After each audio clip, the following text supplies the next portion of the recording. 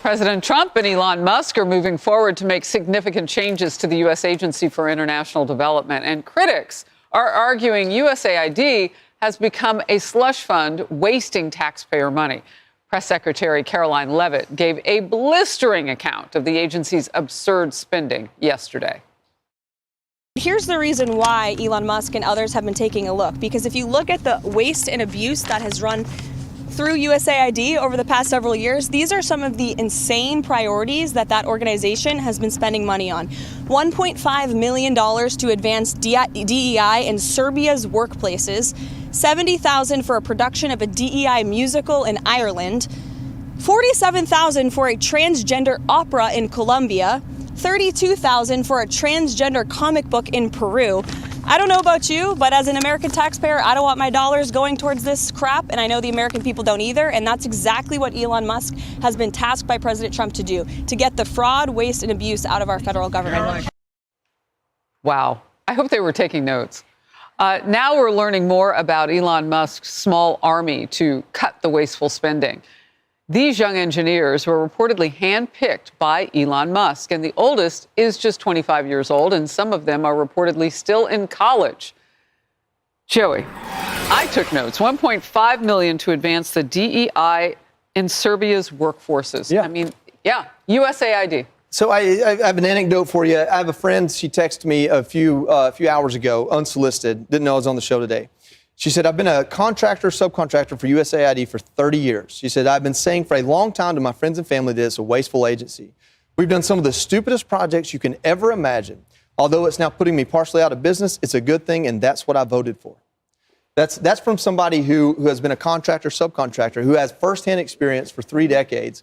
I think it was Harold Ford yesterday on the 5 said, don't throw the baby out with the bathwater. Well, sometimes that's exactly what you need to do. Sometimes you need to hit delete and then start over again. Because the people that are working in that agency, they were approving these things. So that's a part of their ethos. And if they have to go home and not come back to work, that's probably the best thing that should happen. Rebecca? Well, listen, it not only is it waste, but a lot of times, a lot of this stuff aggravates our allies and partners. It's ideologically controversial, so it's pushing things like abortion on conservative countries or the LGBTQ issue or climate ideology, and it aggravates our partners and allies. Of course, it aggravates a lot of Americans as well, and sometimes violates the consciences of Americans. Don't even want our taxpayer dollars to go to these things. But I think the larger point is USAID was never meant to be purely charity, purely altruism. It's supposed to align with American foreign policy objectives and make sure that we have countries that are siding with the United States against our adversaries. Last point, recently went to a trip to India. India, conservative country. We want to partner with India to counter China. The Indian officials I talked to said they were irritated by the progressive policies that the Biden administration foisted on them. It hurt our relationship with India. Yeah, I wonder how Serbia's workforces would feel about all that DEI. I'm sure they don't turn down the money, $1.5 million. But to your point, I mean, that's not in alignment maybe with some countries. I don't know about Serbia. Yeah, look, this is the best 3 examples I've seen for the problems at USAID. I just want to highlight it. Emma Colton, FoxNews.com. Everyone read this.